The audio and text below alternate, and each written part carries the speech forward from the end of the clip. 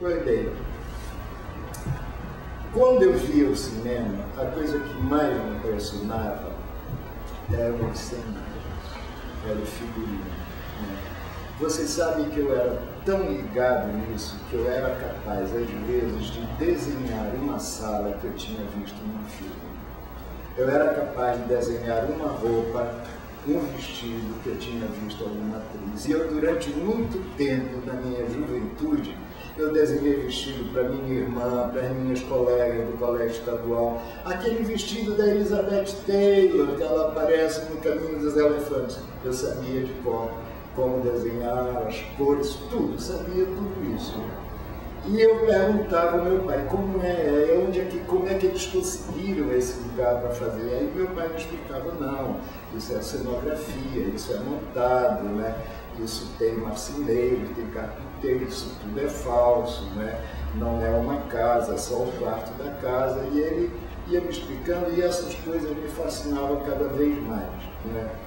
E eu tinha muito essa vontade do cinema, e também eu estava conversando com ele, como é fácil para vocês e como vocês são privilegiados, né, de estarem fazendo cinema, porque eu, na idade de vocês, filho, não podia nem, sabe, nem passava pela cabeça que eu, sabe, que fosse possível chegar perto de uma câmera de filmagem. E eu já contei uma história aqui, que quando eu tinha 8 anos, logo que nós chegamos de Taquatiara, nós fomos morar ali na Ramos Ferreira, e um dia eu estava voltando do São Francisco, né, com a babá, foi buscar a minha irmã, e eu vi um aglomerado de gente em frente ao casarão do Epaminondas Baraúna, que era o diretor dos Diários e Rádios Associados, no Jornal do Comércio. Um monte de gente lá, né? Aí eu cheguei, né, fui olhando, aí eu vi uma câmera de filmar, que eu não sabia que era uma câmera de filmar, e vi a Bibi Ferreira, aos 14, 15 anos de idade, e o Samu, do Ladrão do Bagdá, que eu também não sabia quem era. Né?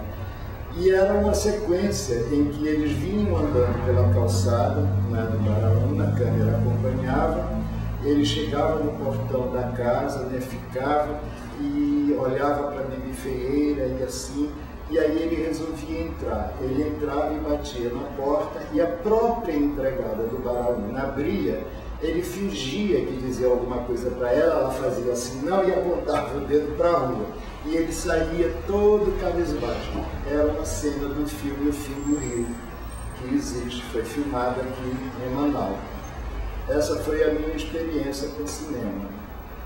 E quando eu cheguei em Londres, a coisa mais fantástica, nós saímos do Brasil em pleno mais né? Eu nunca tive problemas, né? Eu tive muitos amigos meus, eu tive amigos que morreram, que foram assassinados, que sumiram, né? Mas eu propriamente, eu nunca tive, né? Mas eu saí mesmo muito desgostoso, né? Você não tinha a menor tranquilidade, sair de noite era uma tristeza, você estava sempre ameaçado, né, de que alguma coisa fosse lhe acontecer, eu tinha o meu cabelo aqui na cintura, né? Então era difícil, né? Então quando eu fui para Londres, a coisa mais fantástica que aconteceu foi ter encontrado as livrarias e a quantidade de publicações que eu nem imaginava que existia, né? Sobre tudo que é assunto, mas sobretudo sobre cinema. Né? Essa parte interior do cinema que naquela época nós não sabíamos. Né? E essa literatura toda eu fiquei deslumbrado com ela. Por isso eu tenho esses livros até hoje na minha casa. Né? E eles foram para mim a grande revelação, o que eu queria do cinema. Entendeu? Não era dirigir, né? Não era fotografar, não era produzir, não era nada disso. Eu queria fazer a direção de arte. Né? E eu quero contar duas histórias para vocês aqui sobre a direção de arte nessa época.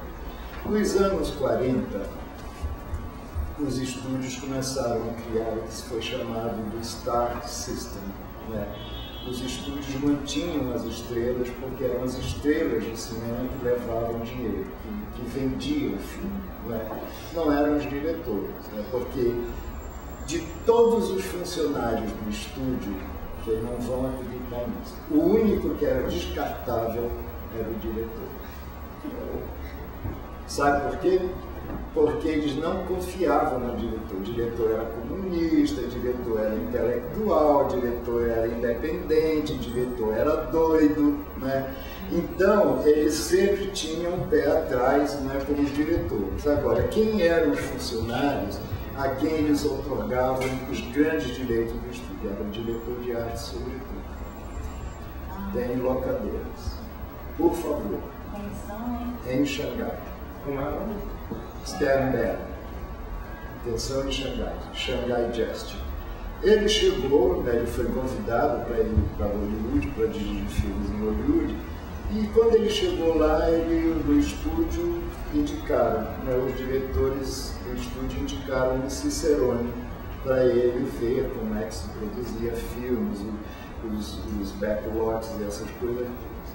E eles chegaram no backlot que estava fechado, eles conseguiram entrar, e todo mundo em silêncio, e estava a equipe inteira do filme a posto. Os atores com as roupas, era um filme de trajes antigos, os atores vestidos, maquilados, os iluminadores todos a postos, né? Todo mundo ali no seu lugar, né? E todo mundo em silêncio. E aí passou um tempo, o Sternberg achou aquilo, né, meio estranho, ele disse assim, por que não filma? Aí o Cicerone disse para ele, eles estão esperando o diretor de arte vir colocar a câmera no lugar.